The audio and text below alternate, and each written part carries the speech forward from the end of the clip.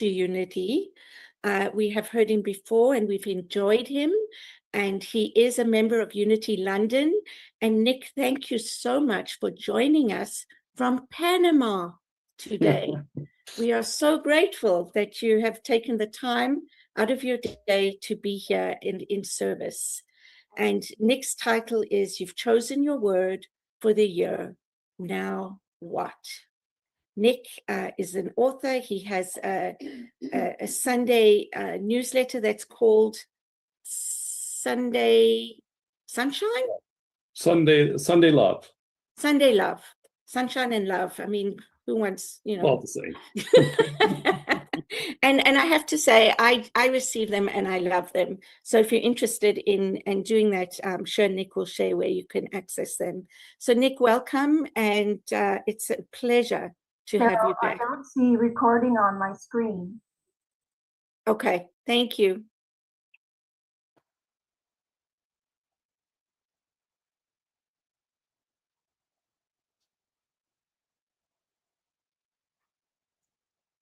Okay.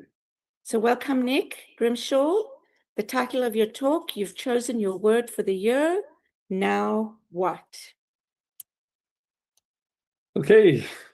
Thank you, everybody. And what a beautiful song we had to start off the talk. It's one of my favorite songs, and it's about feeling good. And what we're going to talk about today is how to feel good with your word. How does that sound? So I know last week that you chose a word to live by. And I don't know what word you chose. And what I want to do today is to give you some ideas of how to use that word during the year, not to lose sight of your word during the year. And last year, I'm basing a lot of what I'm talking about on my experience last year, when it was the first time I really, really worked with my word of the year. And I'll talk more about my word of the year in a little bit. But what you did by choosing your word was to set an intention. And what I heard this morning through the service is the word intention came up a lot. And that word is your intention on how to live into that word this year. So I'm going to talk about why intentions work, why resolutions don't. I'm going to give you a little of the science behind making an intention. And I am going to give you a tiny bit, just a tiny bit of homework you can take with you. Now, before I start, if you, for some reason, miss the ceremony and haven't chosen your word yet, what I would like you to do is just listen to the talk and open your mind to the universe for it to whisper your word to you. So pay attention to that if you haven't chosen your word already. Now, first of all, so you made an intention, and setting an intention is a practice of consciously choosing a guiding focus or purpose for your thoughts, actions, and energy. I just love that explanation of what an intention is. It's choosing a guiding focus or purpose for your thoughts, actions, and energy. And that's what your little word has done for you. It has set your intention for the year going forward. And you were talking about your intention for the year for Kitchener, and Cheryl was talking about last year and this year, and it was an evolution from last year into this year. It was an extension of what you were doing last year, but expanded. And that's what an intention is about. It's not about a wholesale change in your life. You're not going to have to do anything dramatic or, I don't know, like pull up all your roots and move on somewhere else and totally change your personality or whatever. None of that is necessary when you choose your word. So this is not about reinventing yourself. It's an extension of who you have been in 2025 and who you are becoming as you move into 2026. And we'll talk a little bit about that in a moment. It's about choosing who you are becoming. And I want to think about that. That word is guiding you to who you are becoming in this year. So as I'm talking, think about your word and think about how that is your guide coming up for the year. So unlike a goal which has a specific outcome in mind, like a resolution, I'm going to lose 20 pounds by March of 2026. That's a resolution. It has a specific outcome. And if at the end of March and you're on the scale and it's not showing those 20 pounds lost, then what happens? The negativity starts flowing in. Oh, I have no control. I can't do this. I don't know what's wrong with me. That's what a resolution does to you. Instead, you have this very gentle intention that is going to guide you. It's not going to make you wrong. It's not going to tell you that you're not able to do this. It's a word. It's so simple. That's your guide. So I'm going to talk a little bit about my word for this year and how it evolved from last year. So my word for this year is flourish. And just saying it lifts me up. You saw that happen. Flourish. And it's an extension of last year when my word was serene. And it is like serenity, but amplified. And that's an evolution. I'm not going to have to wholesale change everything I'm doing. I am simply following through on the path I started last year, but pushing it up a notch. Much like your intention for Kitchener this year compared to last year. It's an expansion of your theme.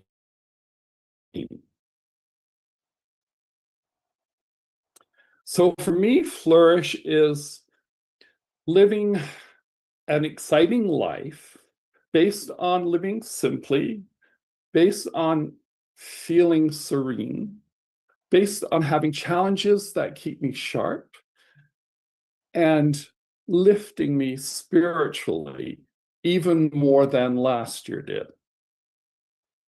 So intention is about how you want to show up while life unfolds. So again, back to your word, if something, you know that things are going to happen in your life this year. That's the way of the universe. The universe will throw you curveballs. Things won't go smoothly. We all have had that experience. Bad things are going to happen. Good things are going to happen. But your word is your guide. So when things start going astray, you can stop and go, oh, my word is kind, to be kinder to this year. So I'm living into that, but right now I'm not feeling that. So I need to pull myself back to this word that I'm living. Or you're an emergency or something comes up and it's a little bit of a crisis. You can look to your word to help guide you and stabilize you in the moment. So your word is serving you because you don't always have control over what's happening in your life, but you have your control of how you react to it. And your word helps you do that. It helps you go, take a breath. I'm supposed to be practicing patience. Patience is my word this year, and I'm beginning to get a little flustered. Breath. Yes, patience. And you're brought back to yourself, to who you are becoming, which is, in that case, a more patient person. So what a word does for you, what your word does for you is it orients you, it steadies you, and it keeps you on the path of the person you're becoming. So celebrate your word. Celebrate how it's going to guide you, because now you have a path forward. And that intention, that word you chose, is more of a direction. It's not a destination. It's just a direction that you're heading.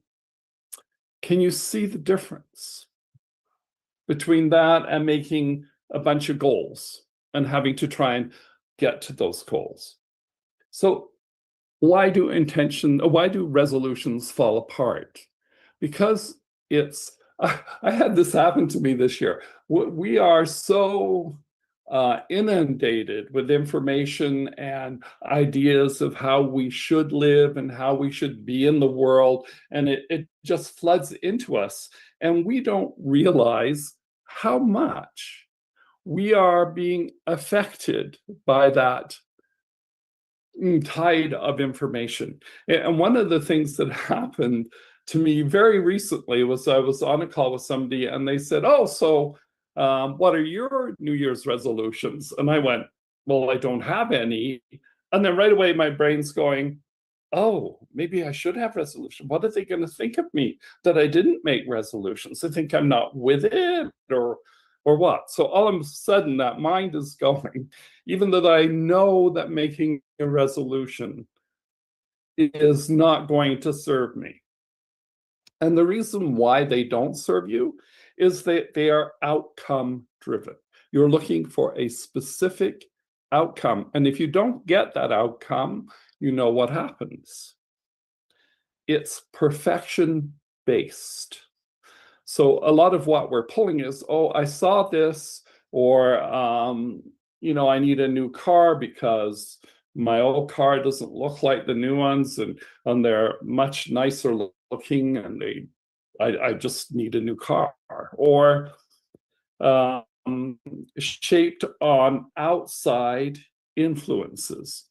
This is where a lot of things happen. I'm doing a New Year's resolution because everybody else is doing one, right? Or I'm going to do this because all my friends are doing it. And if I don't do it, I'm in trouble.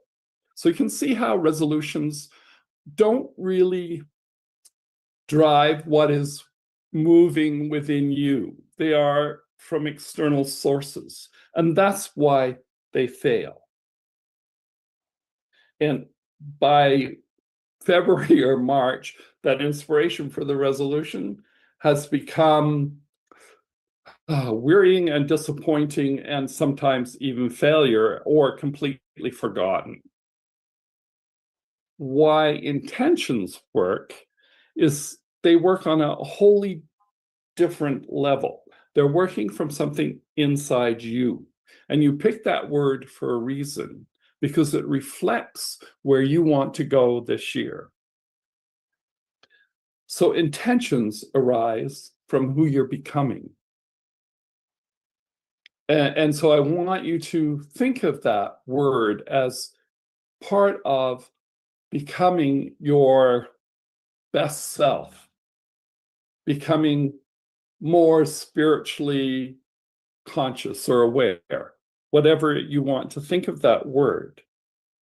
And there's a lot of science behind why you should make an intention rather than a resolution. And the first thing is that your identity gives birth to your intention. So if you go look at your theme for the year, what it was last year, and your intention now, this is the identity of Unity Kitchener moving forward. And so that created your intention.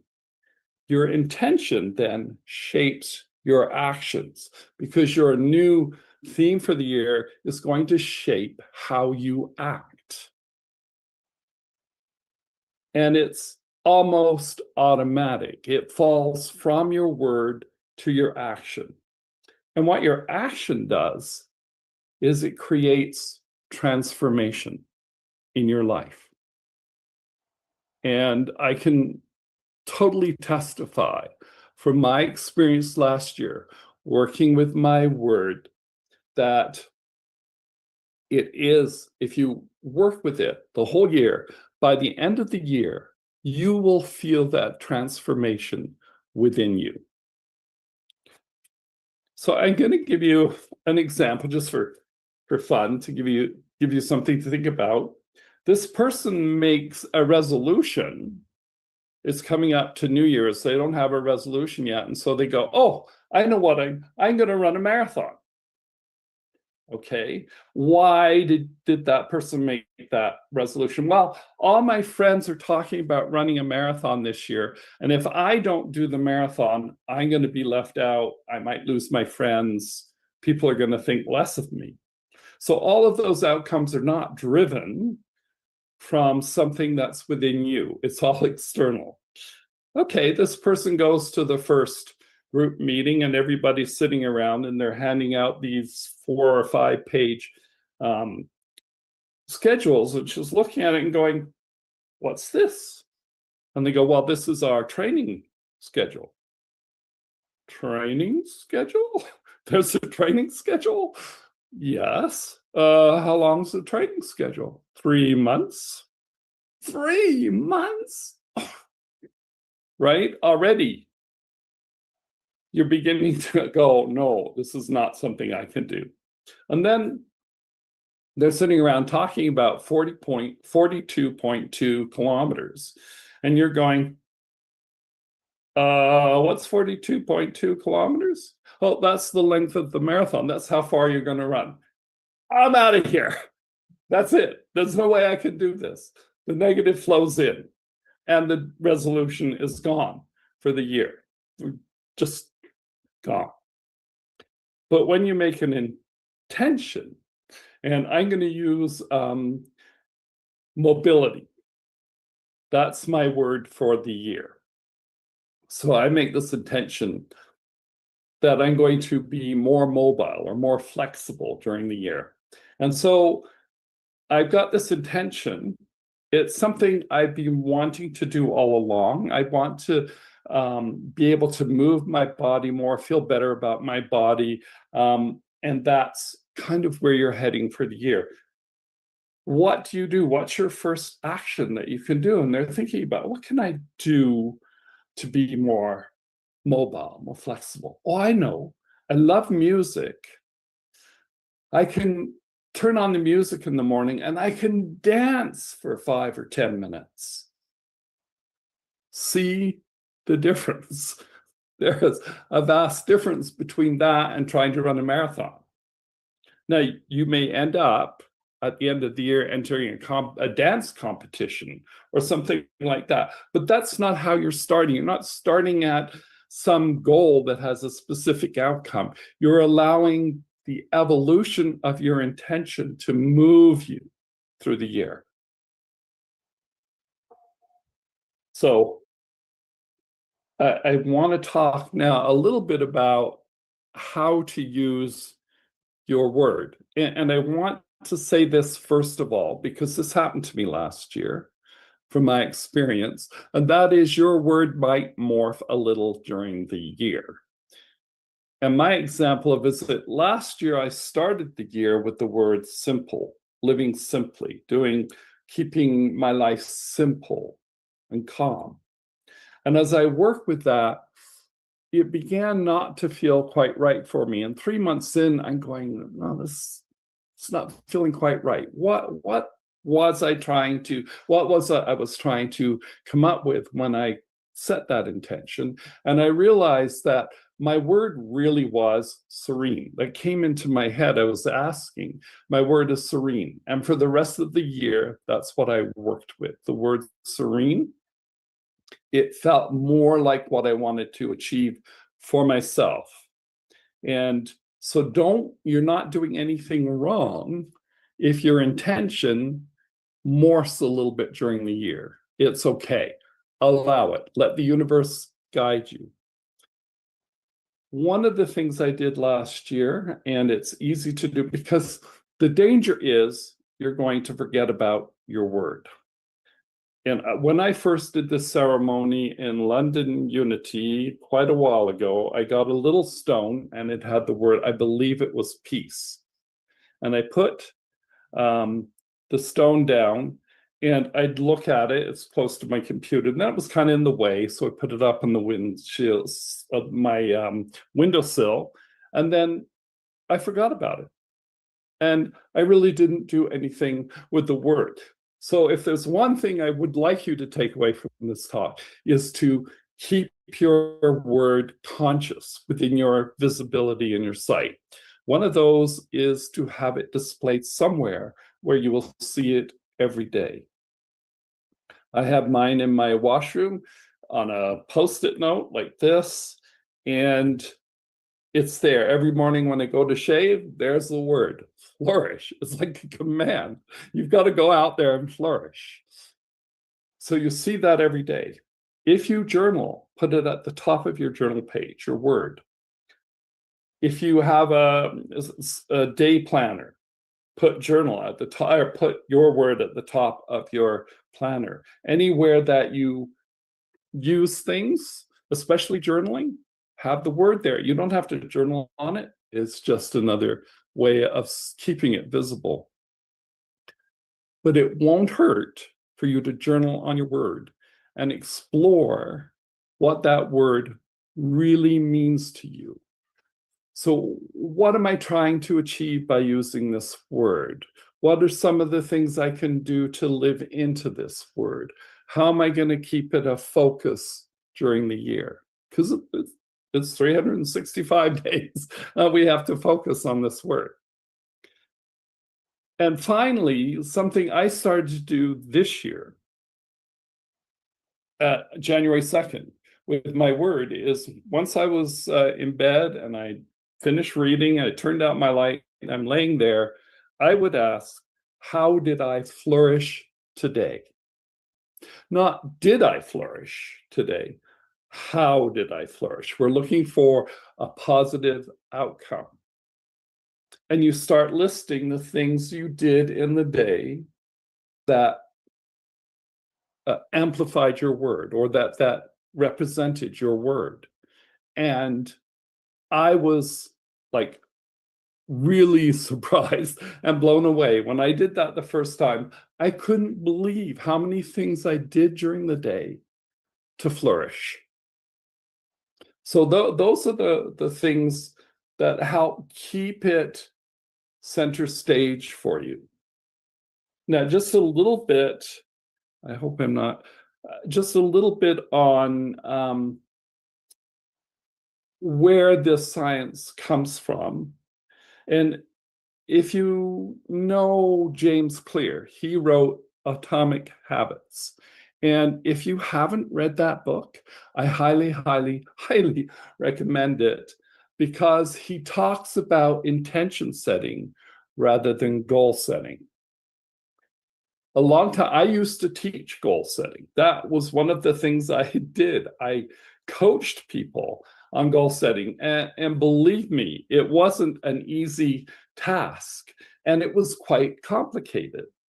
And I remember once I did this, 10 pillars or something or other, and you had to come up with short-term goals, medium-term goals, long-term goals. Anybody heard of doing this? And by the time, then for each short-term goal, there was a list of things you did. For each medium goal, and so it was so complicated that you were like tired before you even tried to do one of the things on your list, then it was rapidly forgotten. You're lucky. You just have the word. And what James Clear says is, let me see, I need my glasses for this, sorry. Every action you take is a vote for the type of person you wish to become. Every action you take is a vote for the person you wish to become. Your name is a vote for the person, or your word, sorry, is a vote for the person you want to become. Think about how powerful that is. You just have a word. You don't have lists and lists of goals and everything. You have a word. It is so simple to work with. And what James Clear based everything on is creating intentions. And he wrote about habits, how to set habits, how to take away old habits by setting intentions, and easy ones. It wasn't about doing anything huge. It was always, what can you do simply, easily, without friction? So that intention helps you build your identity.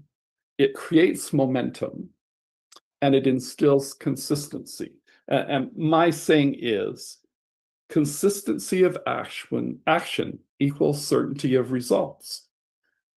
So if you think about that, the more consistent you are, the more certain you are of the results you will get.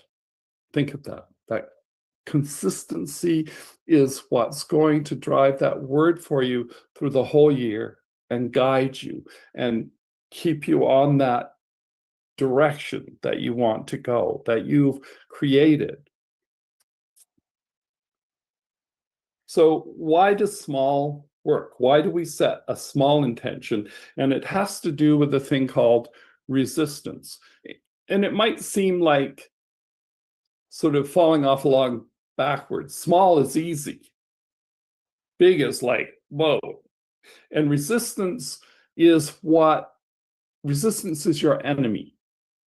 And it is going to try to defeat you whenever it can.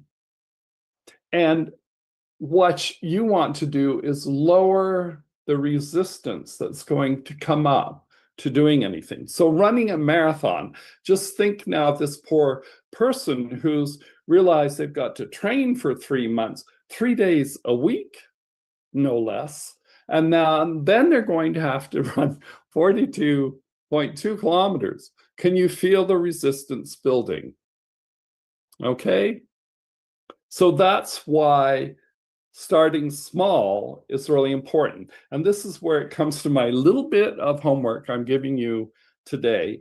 And that is, look at your word and create one action that aligns with your word that will take you less than 10 minutes to do today. That is your momentum builder, your first step in using your word, if you haven't done anything with your word yet. So what action that aligns with your word can you take today that will take less than 10 minutes? No resistance. It's a smooth sailing, and that's how your year will go. And I just want to tell you that I really lived into that word serenity. I really worked with my word last year. And by the end, there were challenges, big challenges to living serenely. But every time I began to seem to lose the thread, I would be pulled back to that word and go, that's right. I want to be serene. I want to be a little above all this turmoil that's going on. And so that's how I kind of lifted up my awareness and my growth in consciousness that happened. And by the end of the year, I could feel the change within me. I could feel how I reacted differently to the way things went on. More acceptance, more allowing, more or less worry about things, just a lifting above is all I can say. It's hard to describe, but I guarantee if you use your word, and work with it during the year, you will be amazed at the end of the year, the transformation that has taken place within you. And that's what I would love to see for all of you, for everybody here on Zoom, in Kitchener, in Ottawa. I would love to see how that word transforms you at the end of the year. And just a final note. This word is your guide for the year. Please let it guide you. Let's take that into meditation. Take a deep breath in. And as you exhale, relax. Feel your body in the chair or couch or wherever you're sitting. Just feel your body. Feel your back against the back of the chair, your feet on the floor, your hands in your lap. Just become aware of all those things. And when you're ready, just close your eyes. And I want you to think of your word. Visualize that word that you've chosen to guide you this year.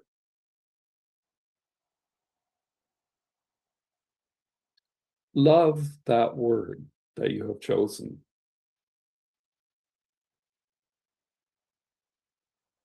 Know that that is driven by the divine within you.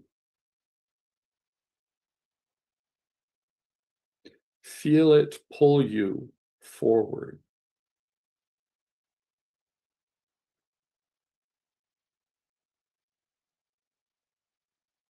And what I'd like you to do is imagine yourself at the end of 2026. It's New Year's Eve. You're about to enter 2027. And I want you to imagine how you feel, how your word has changed you during that year. Just look at the difference between who you are now and how that word guiding you through the year has changed you, has transformed you. And just imagine that. Just imagine the shift that you feel from having worked with your word for an entire year. And let's just meditate on that for a minute.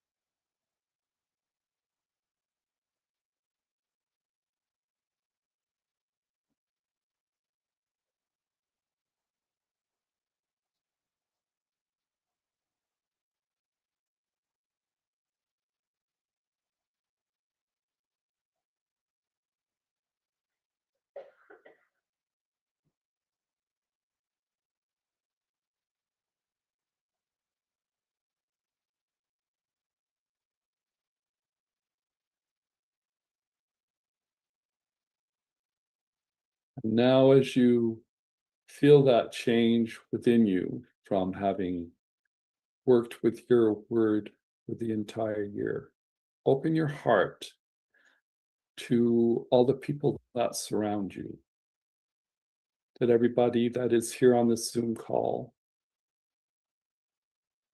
that your wish for them is that their word transforms them as well. and you offer your presence and hold them in your heart.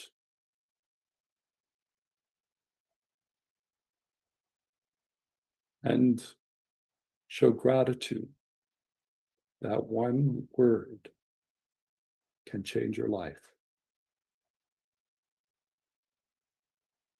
And when you're ready, open your eyes. And I thank you for your presence. And I wish you all the best in 2026. Thank you, Nick. That was beautiful.